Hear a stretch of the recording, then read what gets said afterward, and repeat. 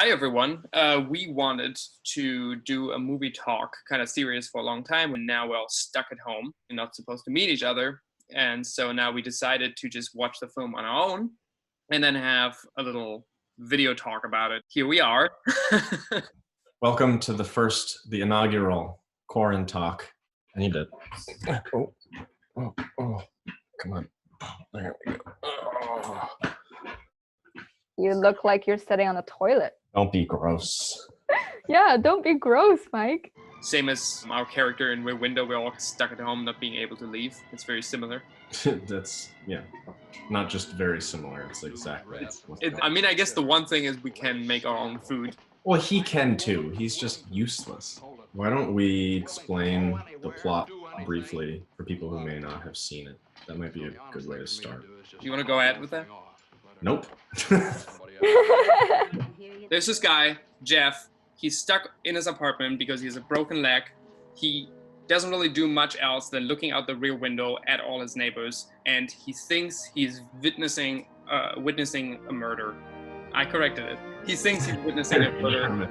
He thinks he's witnessing it. And he thinks his neighbor has murdered his wife and is getting rid of the parts. And he tries to convince everyone around him that that's the truth. To be clear, like, he never sees a body. He never actually sees the killing.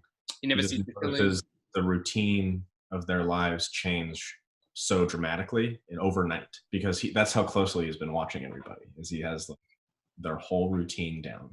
He has this girlfriend, essentially, who's like deeply in love with him. Those high heels, they'll be great in the jungle, and the nylons and those 6-ounce lingerie. 3. All right, it's 3. They'll make a big hit in Finland just before you freeze to death. He's a photographer that goes to very extreme situations and takes photos that way. He likes adventure. And also that was the one reason he was telling her about is like, you're just in fancy dresses, you won't be able to live in those extreme situations, therefore we do not fit. And now he's stuck at home. I feel like being stuck at home is for him this foreboding of how his life could be if he was with her. Especially in the beginning, he looks outside, he sees the writer that he wants to be, free to do what he wants. And then on the other side of the alley is the married couple. And he sees how that, it's like his possible futures on either side. So we don't need to like the protagonist to be invested in his story. No. Helps usually to go along with their decisions. I think sometimes we like a character even more if they have certain things that are bad about them and things that are weird about them, and if they have these little because then they're real people. It's not just like this weird caricature of what a photographer is supposed to be like. Yeah, you're right. I mean, you don't have to like them, but it's usually a good idea to have a likable character. That doesn't mean that they don't do wrong things or make bad decisions. But in this case, is he a likable character? In the beginning, no. Shut up! But it's like his world is too interesting. So it doesn't matter who this person is. And he is curious and he's engaged in it. So we find that fascinating of how he tries to find it. In the beginning, as audience, we're just third party watching the whole story happening. But in the end, we were so engaged, we were terrified because we were him. The whole movie does everything to put us in that perspective. When Lisa goes over and she gets caught by him, we can't do anything. When he comes over, we can't do anything. Only being able to watch and not being able to do anything. Also, can I just say, for a photographer using whatever that was, like a 300mm lens, he has like the steadiest hand. The steadiest hand in the world. No. It's like perfectly locked off, and he's just like, Oh yeah. What's your favorite scene, Mike? Well, I can tell you my favorite single shot in the whole film, when Mr. Thorwald comes through the door and that close-up. It's like I cannot think of another moment in any other film where I've been more horrified of just like a human face. And it's the lighting, the perspective, it's all not seen before in that film. The pacing, we already knew that he was coming up, and we knew that Jeff is alone. And we spent like 2 minutes or so watching him search around, move around, try to find weapon or whatever he can defend himself. And he failed completely. He didn't have anything. Like, So well, I we have these flash bulbs. just watch him like move a little bit over and then move back and move over there and back. And then in the end, just like got a few bulbs. So like, what? And it's so suspenseful. And there's Yeah. no music that builds the suspense. Everything is the diegetic sound. Almost no non-diegetic sound. It's really just the opening music and the end music. Really, that's typical score. And everything else is diegetic. Diegetic is every sound that's within the world of the film. Everything a character does, everything that might be on the radio or what they play on a piano, all that stuff is all diegetic sound. Non-diegetic is usually only the score and maybe like a narrator you might have explaining something. And the film relies heavily only on the diegetic sound, which is so powerful for this film. Yeah, I forget the character names again because I'm stupid. Jeff. Jeff. Stella.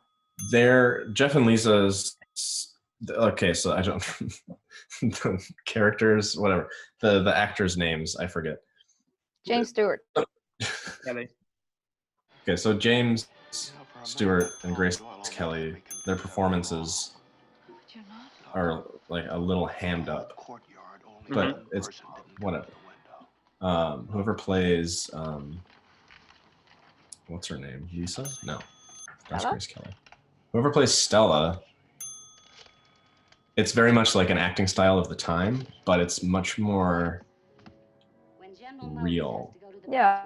You know what I mean? It feels like she's really that person. Right. Where like James Stewart kind of gives up like, you know, hammed up eye roll every once in a while. And, you know. Yeah. Yeah, the whole movie I just felt the Stella was a real person. I guess you could say her performance was stellar. Okay. I'm not over that yet. Stop. It wasn't that important how they acted, really. It's mostly like the cutting, the film language that told the story. Raymond Burr is the guy who plays Thornwald. Hitchcock wanted to cast Raymond Burr because he felt that he can make him look like this Hollywood producer whose name is David O. Selznick. And oh my God, he does. Oh yeah, exactly. And he's a Hollywood producer. He produced actually huge films like Gone with the Wind, and he's like big and huge. And he produced a few films of Hitchcock as well. And Hitchcock didn't like how over controlling he was and how he tried to tell him how to do things. It's like a soundstage, right? It's all set. It's built up. So the set measured 98 feet wide, 180 feet long, and 40 feet high. And they actually had 31 apartments in it. A lot of the apartments were usable. So water was running. They had set them up like actual apartments. It's apparently the biggest set that was ever built at Paramount. There's sort of something uncanny about it because of that. I mean, the set's really nice. It all looks very convincing. Everything's like kind of off, like the perspective, the size of the street, the alleyway over there. And like it's all built to be plainly visible from this window. It's not built like a normal like courtyard shared by all these apartment buildings, right? So it has this sort of like uncanny quality. Right. This sort of like Hollywood soundstage feel. And because we're seeing most people across the courtyard, all their apartments are very simple, just like in big colors, like Mrs. Lonely Heart dress. Yeah, now that I think about it, every apartment is very empty. Even Miss Torso, woman living alone, but her apartment is like super clean and there's nothing going on, just a fridge. For some reason, I wasn't looking at her apartment when it was her show. Interesting. I wonder why. It's all just supporting what's their part of the story doing for the main story. They're all like just a mirror pointing at him for different parts of his life. Yeah. Except for Miss Lonely Heart, unless that's like his future without Lisa somehow. You're right. It could really be. Especially in the beginning, they kind of mentioned, you know, he's not getting younger. He should settle down. And then in a sense, the murder apartment that he's viewing, that then represents his search for adventure always and for danger. One thing that blew my mind was Hitchcock, he did not go to the other sets, to the other rooms in the courtyard. He stayed in that room from where they shot. And he had a microphone, and everyone had like skin-colored earpieces, so he could speak to the people that way. It makes total sense. I guess that's just the way how you make a good film like that. You have to stay in his perspective. Yeah. So already after halfway, I was like, okay, when is he gonna find out that he's the one watching him? And then like I'm all the time waiting for that moment because I remember that moment being really terrifying. It's the first and only time, because the whole time we're like we get comfortable with looking out of that window, seeing everybody and never being noticed. We're just like voyeur, watching everybody purveying, and that's the first time anybody ever like looks back. Look, the wedding ring.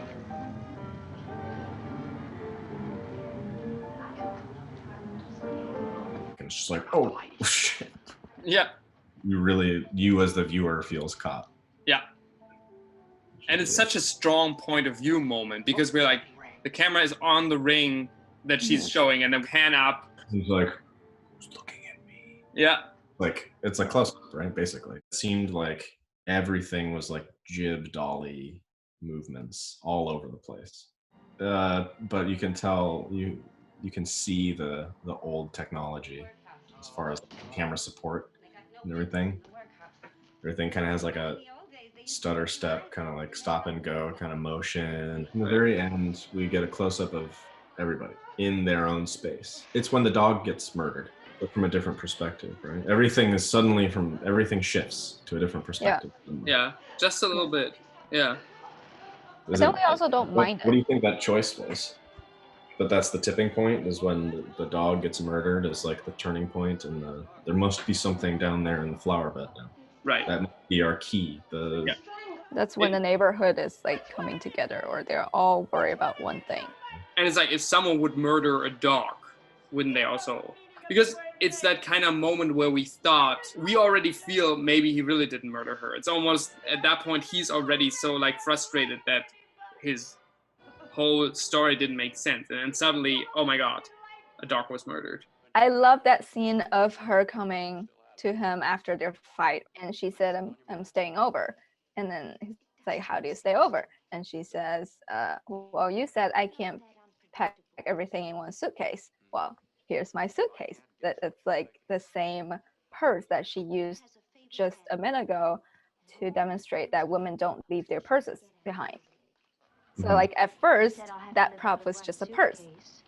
And then the same prop, just a minute later, is like, this is my suitcase. It's like, no way. And then like pop. And then there's like actually stuff, even shoes, house shoes. And they're like tiny, but still shoes. Yeah, it's the same prop for different uses. That's cool. And then it stays a prop, even like for the remainder of that scene when the detective dog comes and they talk, he keeps looking at the suitcase. It keeps being this thing that's being referred to. And at that moment, he uses this against Jeff to say, look, you're not telling your landlord everything either. Is it really right that he watches everybody? And then kind of also the question of what's the relationship with you and your neighbors. In the middle of the film, we're kind of judging him for watching everybody too closely, but also Mrs. Lonely Heart was saved by her neighbor through the sound of music. But that's because you can hear each other and then you can see each other, because what you see from your neighbors can save your life or save other people's life. Right. I think I like that in the end, kind of neighbors have more interactions rather than just him and that murder. We see a lot of that right now, actually, these days, really, because like a lot of people try to help their neighbors or friends or people and like try to bring them food or groceries when they can't go outside. And then poor Jeff Bezos gets pushed out the window. Poor guy. Poor guy. Like, comment, and subscribe if you want to see more of this stuff. It helps the channel. Let us know. And you're gonna add explosions to the ends of my fingers. Probably gonna do more of these. We'll probably do a few just on our own, but of movies we'd like to talk about, but we're open to suggestions. We don't really know what we're doing yet. We're just like trying this out, and we'll see what this turns into. But yeah, It's our first video. Mike, you should write a theme song for the QuaranTalk. So like in the beginning or in the end. Yeah, like a theme song leading into the movie. And then we'll like sing and no, I don't need to sing. he just left. Sad.